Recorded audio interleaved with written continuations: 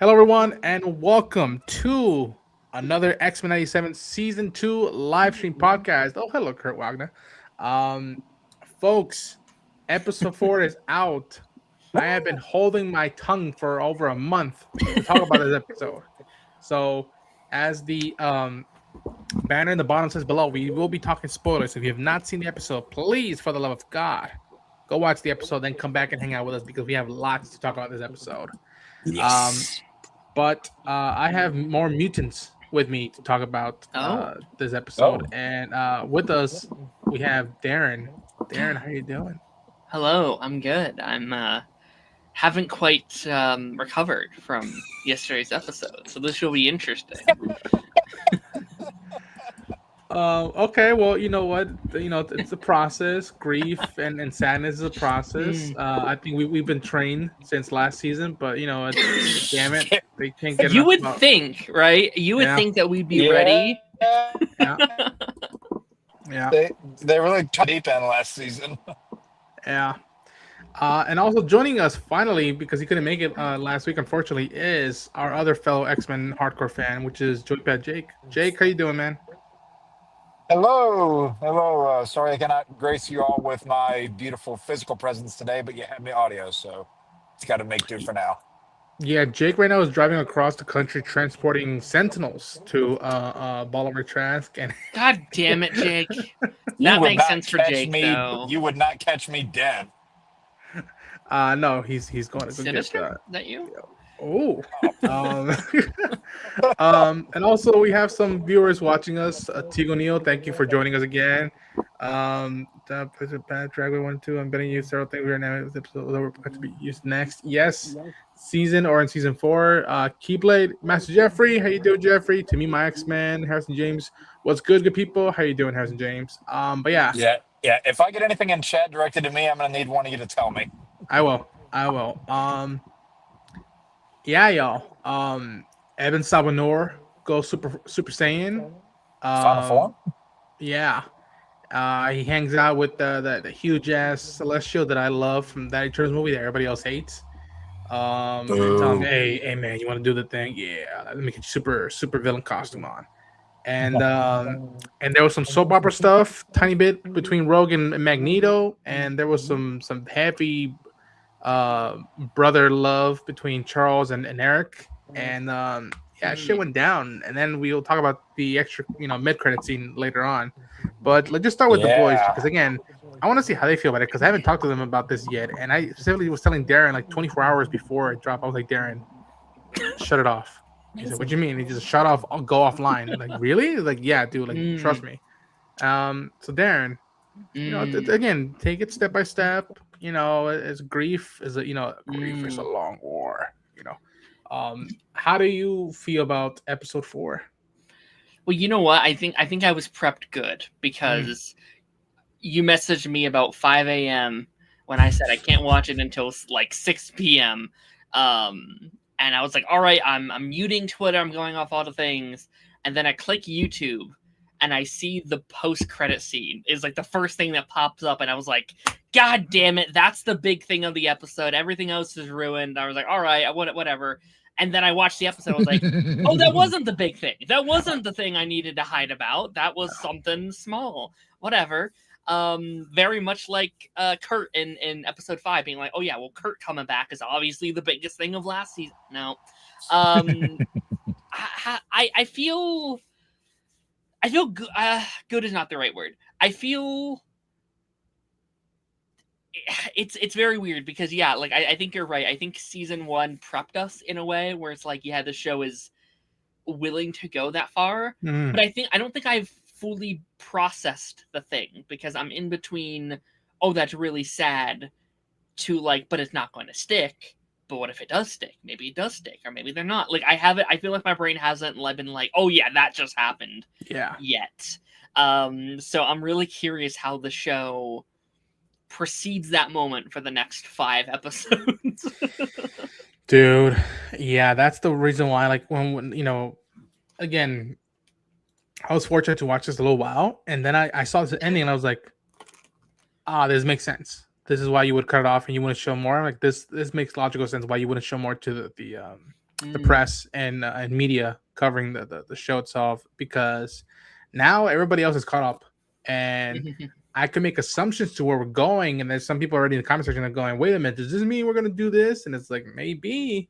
But yeah, I think that, like, again, we're already halfway through the season, which is kind of like breaks my heart a little bit, because we're 2 weeks in. And it's like, what the fuck? Yeah. So that's sad about it, but there's a lot of stuff in these first 4 episodes. Yeah. A lot of stuff, in my opinion.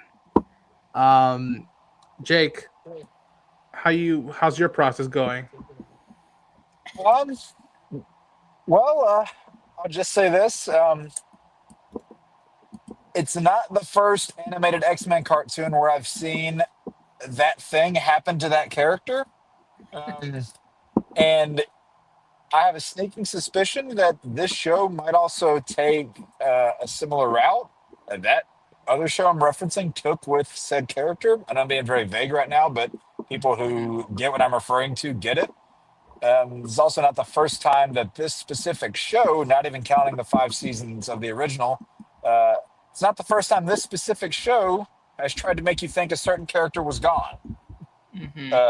Because they had this character supposedly perish alongside one character who definitely perished. Yeah.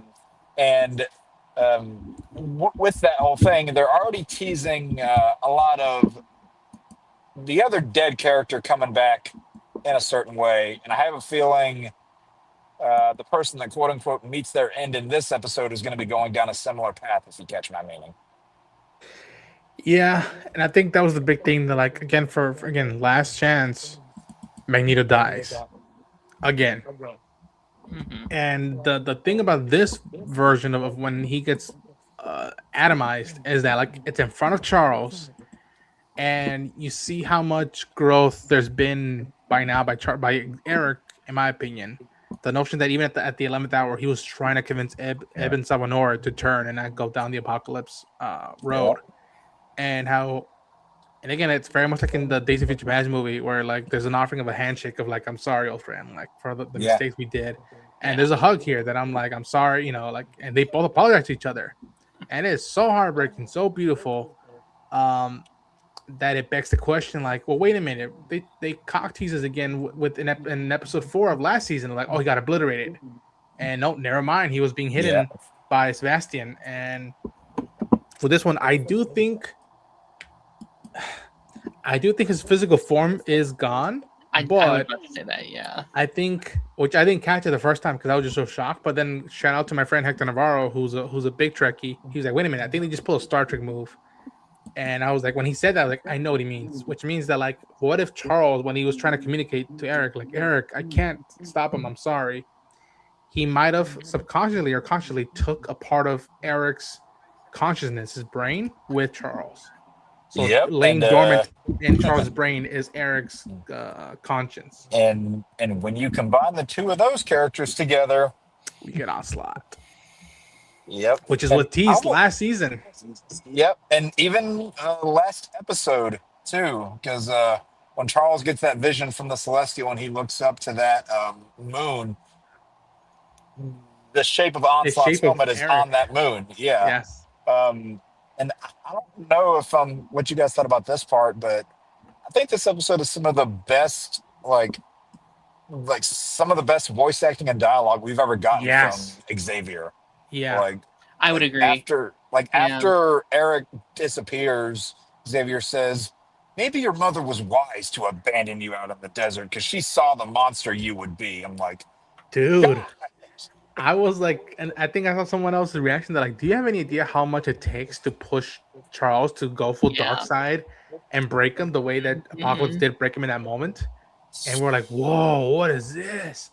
And yeah, like, I think to me, one of the best lines I've ever heard in my life now that's added. Again, season 1 accomplished that, but then season 2 is this one is when Eric tells Charles, maybe that's why I happily chose the role of the devil and push the sinners to embrace the saints. And I was just like, yeah, crazy. Yeah, I was like, listen, everybody has their fanfic and romance. Somebody saw a photo of Charles and Eric hugging. They're like, oh, they're fucking. To me, that made the whole notion of like, no, that is a ride or die homie. Yeah. That is a blood brother, if you will. Yeah. That I was like, wow, that is beautiful and yet Yeah. tragic at the same time.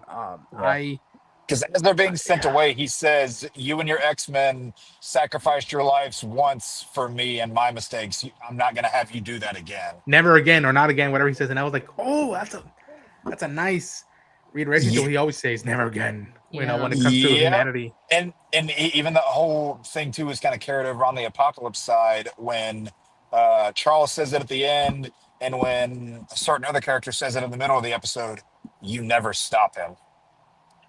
Yeah, well, let's talk about that. Kang the Conqueror. Not only did they drop Victor the name, Timely, they showed the form. Or Nathaniel Richards. I mean, please, let's talk about it. I want to just say, I don't think people are processing this. We saw The Watcher last season. Yes. Canonically, that's Jonathan Majors. Canonically, that's him. Like, it doesn't look like him. That's okay. He's like, they're all different, or they should be different. I mean, there were 50,000 Kang variants at the end of that movie. Yeah. Yeah, we just missed this one.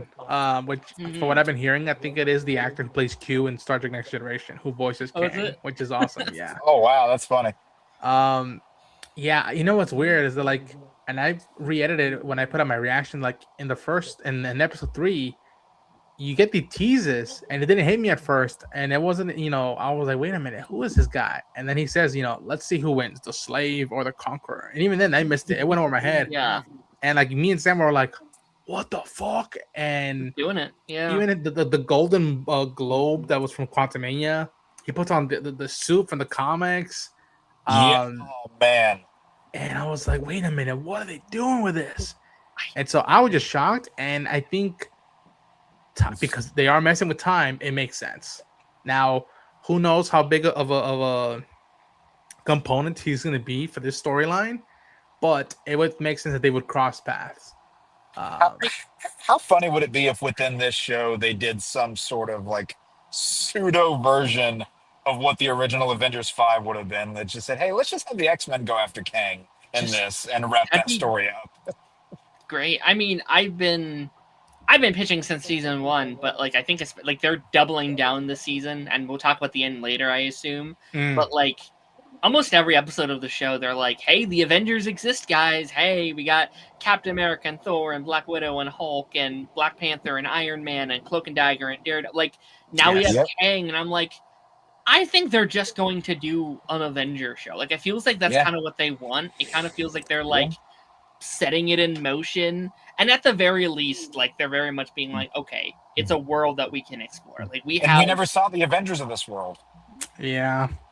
Well, we saw Avengers. Well, we saw individual Avengers, but you never saw them as the Avengers. Sure. They are mentioned. I'll put, when Rogue and Steve are talking when she's on her vengeance run, she's like, me and my team will go and investigate this one. And it's like, there's a team. Who's on the roster? And like again, if you look at the details, I think Wanda and maybe Vision are like off world, if you will. So it's just like, what are they doing? And that would also be a way of doing the 90s Spider-Man if you don't actually fully want to do it, if you can't get rights or whatever. Just have Spider-Man as part of that team and continue that story via his character on just out like as a roster. But I was going to say, like, I know we talked a little bit about this last week, but I really do commend the show not holding its punches for people. Like, I feel like a lot of times in movie stuff, sometimes they're afraid to go too far in the sci-fi fantasy realm because they're like, well, maybe not all of our audiences can keep up and all this stuff. Like, we are doing Kang the Conqueror, we're doing Apocalypse, we're doing like eternal, like celestial stuff, and we're doing like cosmic storylines where there's sometimes have to be like, all right, wait, let me refocus where my brain is and like what the story is we're telling this season, because like season 1 was relatively grounded. Like, yes, we had some high concepts, but it was a more grounded, storyline with the X-Men, which I love. I love those kind of stories for the Mm-hmm. But this season's like, no.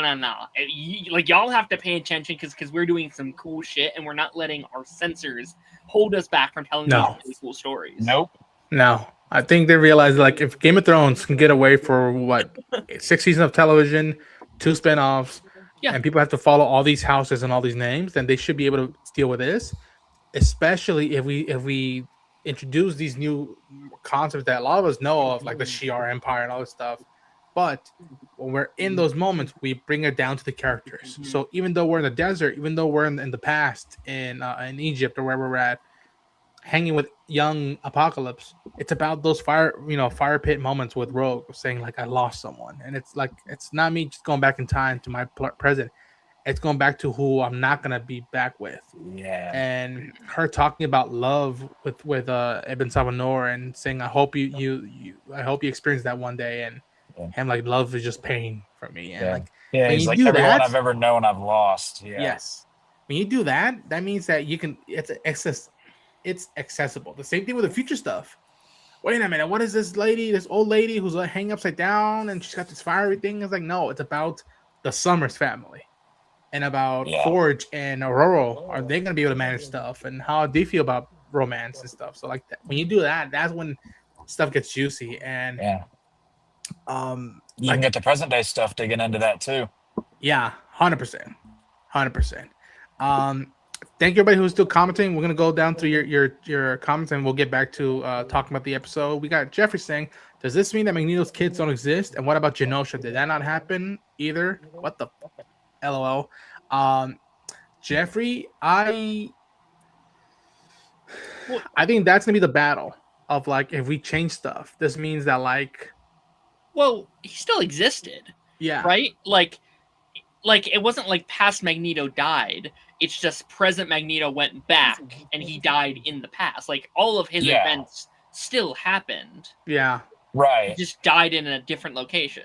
They might be following the rules of time travel the way the MCU does, of, like, if you go back to the past, that's your present, and then the present is now the past, and like how they're not following the Back to the Future time travel rules, time machine rules. Yeah. I don't think, as of now, we don't know that yet, because even again, when we get to the mid-credit scene, and I'm like, wait a minute, is that the 40s? Because we hear the bell, it has a very World War II vibe to it. Is this the 40s, or is this the present and whatnot? So there's also something that which I don't know if they're ever gonna, like, really take their time to go how to explain this one, just because it's so obscure. But that one key character that pops up in the mid-credit scene, which we'll get to, before X-Men 97, last time you saw that character in the universe, they were in a vortex that was keeping them trapped in time. For anybody who knows what I'm talking about, I doubt they're ever gonna explain how that character got out of there. But it'd be nice to see, because that character also had a very limited animated run in the 90s before appearing on other different shows. And again, that vortex is the last place you saw them. Again, I know I'm probably reaching a little bit here, but I think it's a topic worthy of discussion. I think that's nice. I understood the reference. I think a lot of that stuff. A lot of stuff is where, like, as long as it doesn't take away the focus of the show, you could sprinkle it here and there. But then again, if you are going to dive deep into the MJ stuff with Peter Parker and Spider-Man, the 90s show, you do that in the show. And the same thing with this stuff is, like, there's a cameo of Reed Richards that morphs into. There was an FF show back in the 90s. The Hulk is cameoed here. He had his own show back in the 90s. So did Iron Man.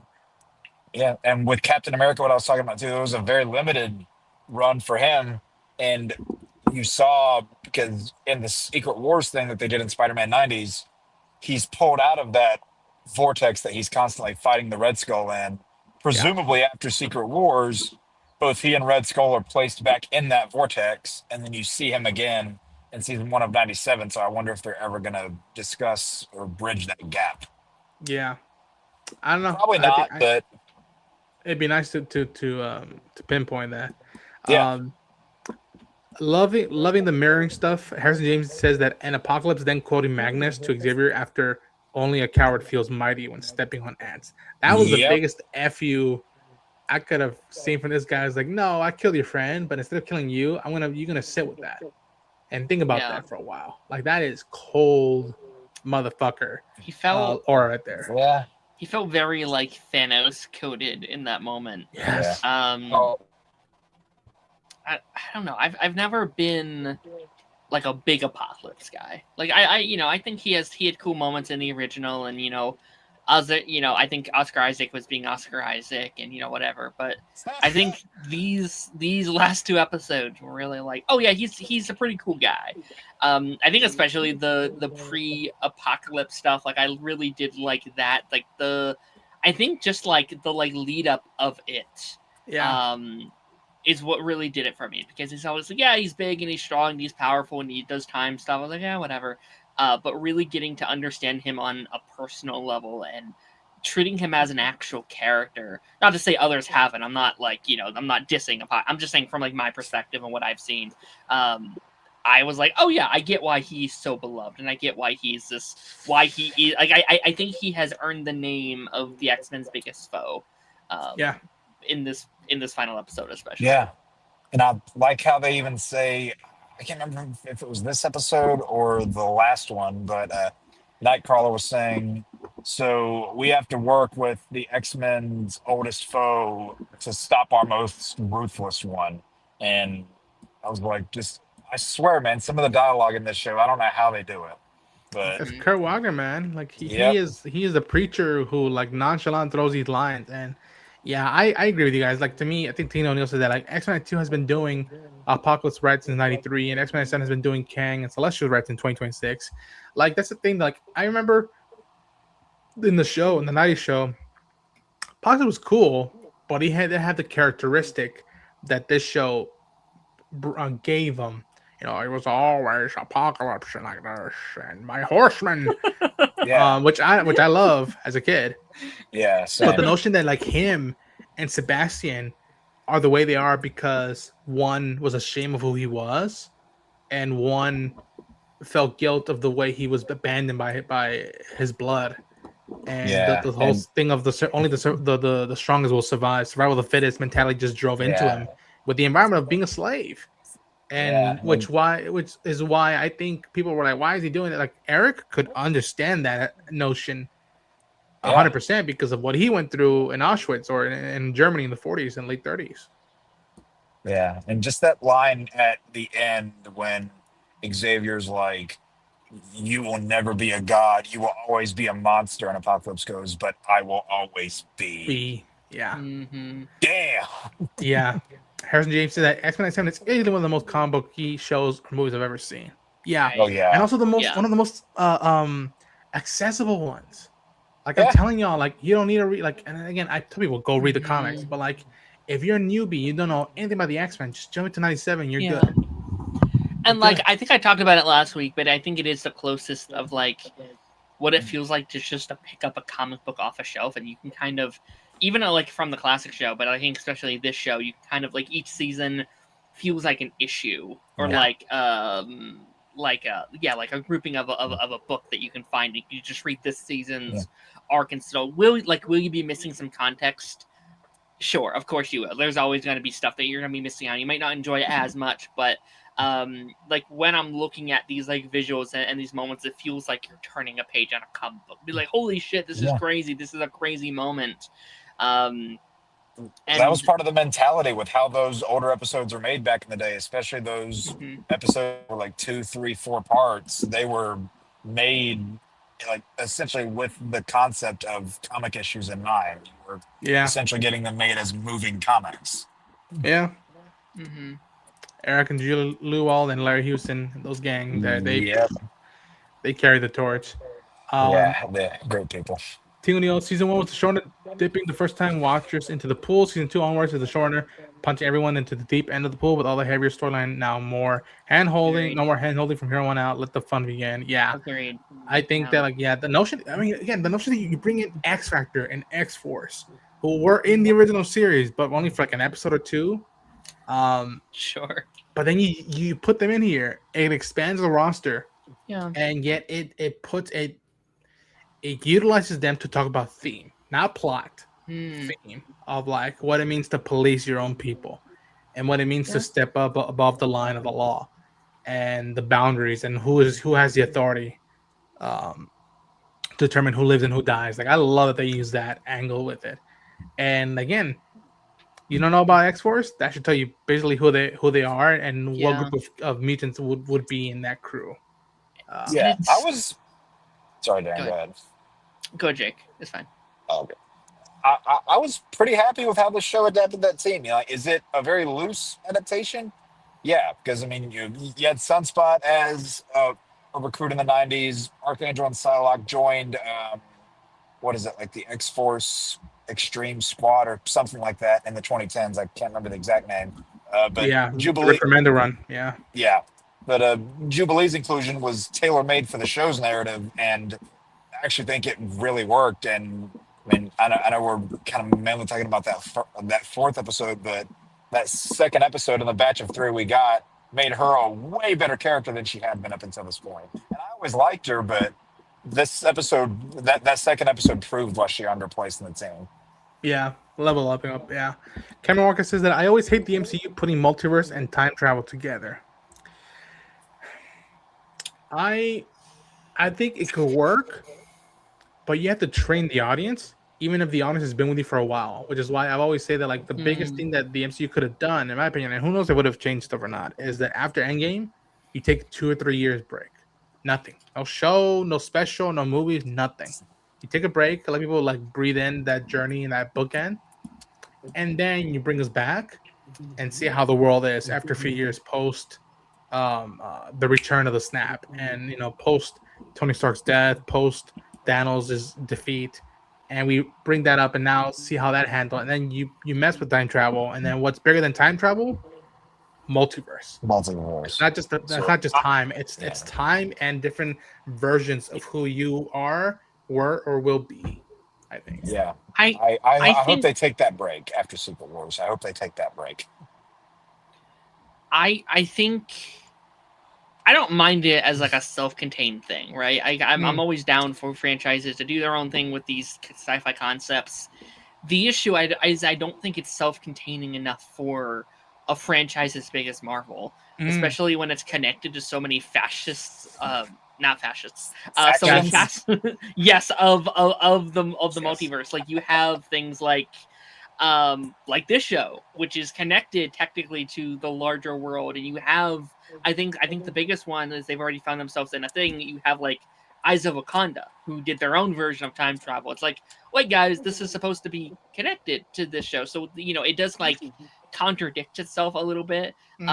So like again, I think if it was just their own little thing and they stuck to that, I'd be like, yeah, it's fine, whatever. But you are running into issues when it comes to these other continuities, stuff like the Spider-Verse stuff and stuff like that too, especially when the next saga was literally the multiverse saga, and it kind of goes against what you just established in the phase prior. Yeah. I don't think they should have announced that so early, because we didn't know that we didn't know the first 3 phases were the Infinity Saga until it was almost over.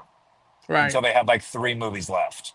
I think listen, I know for like a good couple of years there, it was kind of just shit after shit from Marvel. They kept getting like bad hand after bad hand with everything that was happening. And, I admit they're taking a big swing to get audiences in again before they reset things. So we'll see how it pays off, but it's a different conversation. And also, can I give a shout out to Bishop? Poor Bishop, who has to handle everybody being like, "We gotta do this, we gotta do this." He's like, "Are you guys kidding me? Like, you guys trying to make a martyr out of this guy now?" Yeah. And then at the end, he's like, "Put on the damn bracelets, or I'm gonna drag your asses through time." Drag your sorry asses. And I love that line from Magneto, where he's like, "No need to be the villain when you already have me." Like, Yeah, I love that. I think that was awesome. A really big shout out to like Magneto's journey through this show. I think sometimes redemption arcs are tough, right? Because Yeah. you have to make their transition and their journey feel natural and progressive while also not changing who they are. Like, and I think they've done that very well, where like it would have been easy for them to be like, yep, he's one of us now, and he's agreeing with everything we're doing and going with. And like throughout these last 2 episodes, he's very clearly still an antagonist, technically. Like he's still kind of going against our characters, and they can't quite agree.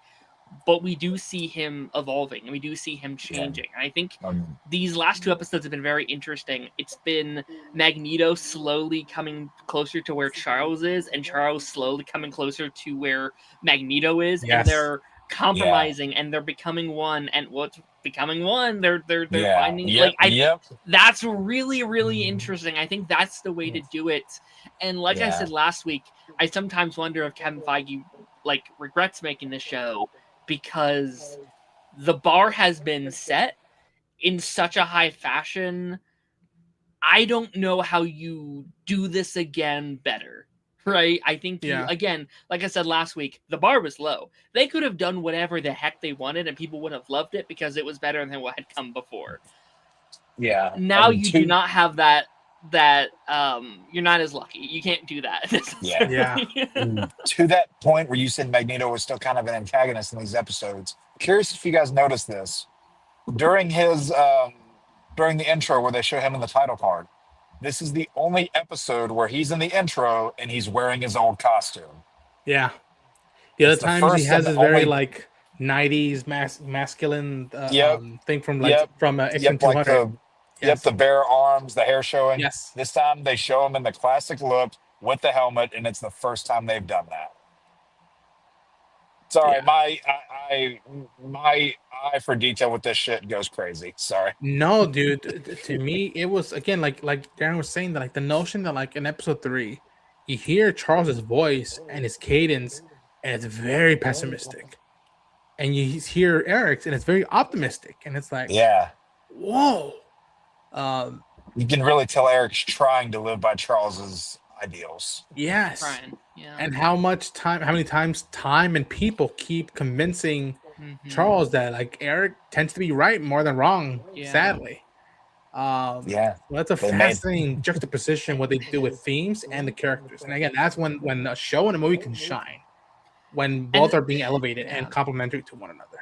And again, like to go back to what I was just saying, like it's really cool to see Charles being more willing to go beyond his moral ground of just being like, I don't want to do this, but sometimes I have to use my abilities to save the larger group of people. And again, that's exactly what I've been saying for the entirety of every X-Men thing I've watched, is like, there needs to be a compromise. You guys are both right, but you're on too far of extremes.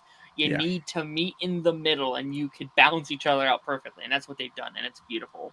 Thank you, Harrison. It's very nice of you. Thank you. Also, go ahead, Jake. I'm sorry. I just want to say, during that whole sequence where Magneto is sending the ship into the pyramid, my God, the visuals were beautiful there. Like, some of the best animation that we've gotten out of the show, bar none. Like, that whole sequence, and I'm not going to say it, I very easily could, but it blows other animated stuff out of the water. God damn you, I knew you were going to reference it some form of manner. I'm like, come on, man. Okay, in that show's defense, it blows out almost every animated show out of the water. It's not just that particular one. I wasn't just referring to that one, it's just been funny how often it's brought up. But, I mean, is it hard to argue, though, with how gorgeous this episode looked? Well, here's the thing that, like, yes, it is drop dead gorgeous. I love it. But I love it when either another show looks different and yet it's just as strong. I.e., for me, I just watched the first episode of the new Ghost in the Shell anime, and it is a gorgeous show. Different look than X-Men 97, but just as good in terms of quality and what it does to my connectivity to it. So I would go ahead, Darren. I think it's going to be interesting once we look at season 4, because by the time we get to season 4, we're now in yearly territory for the show. And so once we get to 4, 5, 6, if it keeps going on that long, can it keep up with its yearly animation? Because like season 1 looks great. Season 1 looks fantastic because it didn't have a long due date it had to come out. So we're going to see same goes for like Friendly Neighborhood Spider-Man, which is also going to be like a yearly show. Like, will it drop its quality down in its animation? Will be very fascinating. Yeah, I just hope that like give the animators the time to do it. Don't rush it, but also make it like again. We might say like, oh man, Kevin Feige regrets putting this show out before he does live action because now the bar is high. But it's like, okay, you already committed to it.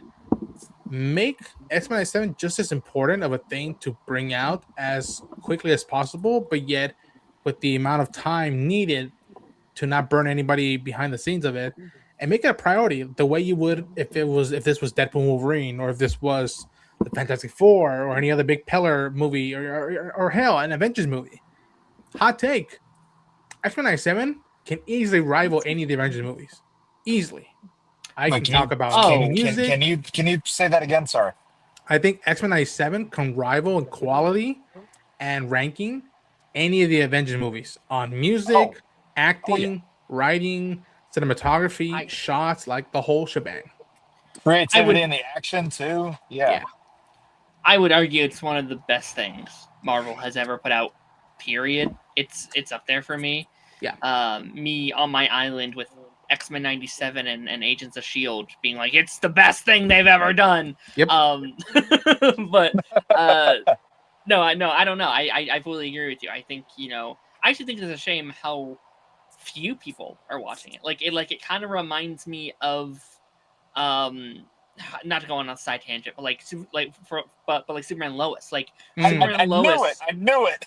Was doing some of the coolest stuff that DC's ever done, and it was like me and 5 people it felt like, and like the whole world was like, I want good Superman. I'm like, it's right here, guys. I feel like X-Men's kind of the same, where like people are like, I can't wait for the MCU X-Men. I'm like, we kind of got it, guys. It's kind of right here. Watch the show. And I'm kind of singing the same tune because back then, people were saying, oh, like I really want like some cool Superman stories and cool Superman action, but we're not getting any of them in movies. I'm like, you got 4 seasons of it right here. And then I say the same thing with this show. It's like, am I looking forward to the MCU X-Men movies? Yeah, I'm really looking forward to them. But however long they want to put this show out for, again, I stress because Brad Winterbaum had that whole thing about wanting to do 10 seasons. If there's a story to tell that goes on that long, by all means, don't just do 10 seasons so you can say, hey, I did 10 seasons. Because then you're going to burn out your talent. You're going to burn out your writers, your animators, your audience, and your audience, and your project is going to collapse. Yeah, I agree. Jordan, to me, Mike Welkman, if you want to join us, please let me know, man. I'll send you a link. Woke Force. Sorry, buddy. Nice. But yeah, I think, let's see. Tegan also said the kid that Jubilee saves Maggie is a mutant kid shows in the Marvels comic illustrated by Alex Ross. Yep, I did a short that you can find on YouTube and on TikTok talking about how that was a crazy detail. Like Jake was thinking about how like the detail stuff. That was a crazy detail, and I recognized the kid, but I didn't know that much about her until my friend again Hector Navarro broke down stuff, and I was like, no way. Do you guys want a hot take? Give me the hard take. A hot take. Hard take? Sorry. Not the biggest Alex Ross fan. Jesus. I know, blasphemy. Like, who? You're not into the realistic, photorealistic art? I think his art for Kingdom Come is gorgeous. I think it's beautiful. And there are a couple individual Marvel characters I think he does good art for. I'm largely not a fan of his. Okay. I'm not saying it's bad. A lot of it's just not for me. Well, when we pass the Alex Ross booth, I'll, if we're lucky, I'll shake his hand and be, oh, by the way, this doesn't like your art. Like, what do you think of that? Damn it. I mean, I wouldn't be in character if I didn't bring this up, but Alex Ross actually designed a prototype. He drew up the designs for one of the Spider-Man costumes that they were going to use for the first Sam Raimi Spider-Man movie that they didn't end up going with. And they ended up going for what's been dubbed the web suit. But you can actually play as that Alex Ross Spider-Man design that he drew up in the tie-in movie game for that 2002 movie. Nice. Okay. Folks, we will cover the remaining comments before we start wrapping things up, but we have to talk about this. We lose Magneto. Xavier's in his despair. Bishop picks him up. Apocalypse is gone. And it cuts to the sad piano version that we got from Remember It. And then we cut to the mid-credit scene, and I was like, "What is this?" And as soon as I saw Logan in that black suit, and then I saw that red, white, and blue Boy Scout jumping, I was like, "Oh my gosh, I know what they're doing." Yep. And I was like, "Wait a minute, we need one more component. We need one more person." And then lo and behold, Natasha jumps out of the roof. That Logan does his spots. And I love that she was like down boy or whatever he says, whatever she says. Her debut in this universe, by the way. Yes. Yeah. And that is that they pulled off a homage to the X-Men 268 Jim Lee cover, which I was like, holy shit, they're doing the cover. And then, good to see you, Logan. It's been 50 years, Boy Scout. And gives him a folder. All it says is Weapon X. And I love that even Steve is like, Logan, I don't know what you're going to do. And frankly, I don't want to know what you're going to do. But you can't do this alone. And he's like, don't worry about it, Cap. You might even say I'm putting the old band back together. Well, we've already seen another Weapon X character teased in this season.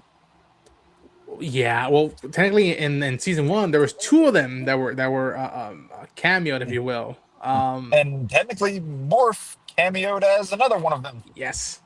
But Weapon X, y'all. Logan wants his medal back. How do we feel about that? Let's start with Jake, because that was the one I was like, I can't even bring up that comic book at all until he sees this episode. Jake, how you feel about Wolvie being like, do it again, do me again? Well, with Apocalypse being in this story, I'm curious if they're going to go the route that the comics did, because for those of you guys who don't know, they essentially made it to where once Wolverine was medal-less, as a test of who was going to be his horseman, Apocalypse gave Sabretooth the adamantium and had him fight a bone-clawed Wolverine. Wolverine beat him and got the medal back later, but that was not while he was deaf. That was part of a different story. We've already seen from a roll call teaser that Sabretooth is in this season already. You saw a brief little Deadpool cameo, which, of course, he only appeared in the original series in the form of Morph for 2 seconds. But because of how intermixed Apocalypse is in the overall narrative of this season, I wonder if they're going to go back to that story and play it out that way. Maybe not. But having, this is sort of making me think what they did last season in the back half, where you had a lot of the X-Men going against, Prime Sentinels and Bastion, while Rogue was on her own little side quest of vengeance, if you will, like interacting with the other parts of the Marvel universe. Seems to me like this season of Wolverine is filling that role, because we already see Cap and Black Widow, and for those of you guys who saw the original series, you might remember a handful of episodes where Logan interacts with a certain Canadian team, and it's very likely they could be bringing some of those faces back too. Yeah, and again, I'm already putting stuff together because of, again, the trailer footage. I'm like, wait a minute, and then one of the opening credits has a shot. I'm like, oh, does this mean so's gonna do this? So I'm very interested to see if in the next episode it might be a Wolverine centric episode. We'll see. Yeah. Daren, how do you feel? I'm a little disappointed because I want Cap to stay. Like I want that to be the episode. I want like Logan and Cap and Black Widow to go on this mission together. That original Captain America episode is easily one of my favorites of the original show. I've always kind of wanted a Captain America movie that's like set with Logan. Like that'd be so cool. Yeah. Honestly, now that Chris Evans is kind of back, that would actually be kind of a baller way. Yeah. Like if he's staying, if he decides to stay in the MCU long term, I'm like, do that as your first Logan movie. Is those two back in like the war? That'd be awesome. That'd be sick. Whatever. Yeah. That doesn't matter. Obviously very sick. But that was. Oh, sorry. Go ahead, Jake. I'm sorry. Go ahead. I was just gonna say you're probably just happy to see Josh Keaton voicing another superhero. That was fun too. It was very fun. I'm curious to see where it goes. That's been the episode that I'm most curious about. And yeah, I actually think it might be smart having next week seems to be the Logan episode. So I'm assuming they're doing the same thing they did last season, where episode 5 happened and it was like, oh my god, that's crazy. And then the next episode is a chiller episode, being like, all right, we're not going back to that immediately. We're calming down. And it seems like it might be the same thing next week, where they're not back yet, but Logan's going on a side quest to try and get this done. And then he'll come back and they'll be like, oh shit, all right, they're back. How do we fucking deal with this? What do we do now? And the final 4 episodes is them dealing with the apocalypse of it all. I'm also very curious to see Logan's reaction to Magneto. Like maybe being dead. Like I would not be shocked if when they come back, it's like, all right, I'm gonna get a piece of this fucker because he took away my claws. He's like, I was about to say, like, Logan did dead. stab him last season. Yeah. Yeah, like, and he's like, oh fuck, I can't be mad at a dead man. God damn it. Oh, I mean, I think if they do that Logan episode, you know, like happening parallel to episode 4, it's probably going to be structured a lot differently than how episode 6 was to 5 in season 1, because keep in mind episode 6 of season 1 was also, it was the part 2 of that life death story that started in episode 4, and then episode 5 was kind of the break in the middle of those two. That's not the case with this one. It's going into its own narrative kind of on side, but this was your part 2 episode that you got before it branches off into something else that happens parallel. So the structure will probably be a little bit different. We'll see. I think. Yeah. I'm just very to see how I'm ready to see the psyche of Logan, of like knowing he's gonna be in pain, but this time he's willing to do this. Whereas in the comics, and depending on which interpretation, he didn't have that choice. He was kidnapped and was forced to become a weapon. And so I want to see how the psyche is of like no, I'm choosing to be a weapon for a greater good, for a better cause, and it doesn't matter my pain. Like that's my thing to deal with. Like just give me whiskey and a cigar, and that would be such a thing. Like he got his humanity taken away, and he's fought so hard to get it back. Now, what if he makes the choice to willingly give up his humanity? Yeah. That's what I'm interested to see if they can like take 5-10 minutes of the episode just to sit with that and be like, that's who Logan is. That's the heart of gold. Well, maybe we can ask Cal about it when we're in San Diego. Oh, that'd be sweet, man. Yeah, we gotta try to do that. I also feel like this is arguably the first proper Logan episode we've had in 97, which I am totally okay with. Like, Logan was probably the most underserved episode in the first season, which, again, I was okay with. I think that was yes. Yeah. It's just because I think that's probably on purpose, because I think one of their main missions was like, okay, Logan's great, he's there, we're gonna give him some really cool moments, which he has really cool moments. Shout out to the big Nightcrawler Logan team up fight scene in the sky. Lady, I got 6 reasons why. Great stuff. My friend, 9. Yeah. But going into season 2, I think they knew, like, okay, we got to give Logan at least one thing next season, his own kind of thing. And again, I think that will work very well for the little breather episode, little fun episode. Don't worry about one of the biggest characters in X-Men history getting murked. Which I'm excited for sure. And some of his solo episodes from the original series are some of their best. I agree. Yeah. But yeah, I think we'll start wrapping things up with our talk of episode 4, Rise of Apocalypse Part 2. Do we have any final thoughts or anything we missed out that you guys want to highlight, bring about, and showcase here before we say goodbye to the audience? It was cool to see that drawing of Apocalypse and the X-Men on those pyramids. Yeah, the mural stuff. And wait a minute, we've been here before. Making the tie that they, in their past, they had been on the ship before. That was a cool tie back. Or callback, tie-in, whatever you want to call it. I think there's a really interesting commentary on fate and does it exist? Like, I think there's something very interesting that Apocalypse is only, like, Apocalypse is evil because the X-Men know him as being evil, and they're sent back in time to stop this person that they know. But if they never got there in the first place, like, it is a cycle. It is a loop where it's like, if she never sent them back, would Apocalypse never have been created, right? Like, if she just let them die in that moment, would that have stopped the loop, or is it like a canon event kind of thing where like it always had to happen? Like there's no way of getting out of this loop. I think is Well, Beast even says in the episode, like, maybe this was the mistake we were meant to make. Yeah. I love it as just like a conversational thing, though, of just us being able to debate. Could we have done it? Because I did love the idea of like potentially saving him and like turning him. Yeah.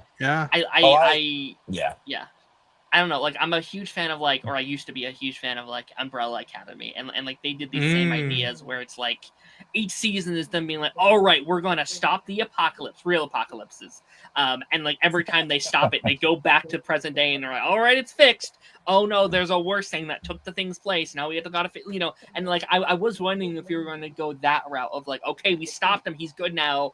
And then we come back and there's like evil unicorns eating people or something. It's like, god damn it, all right.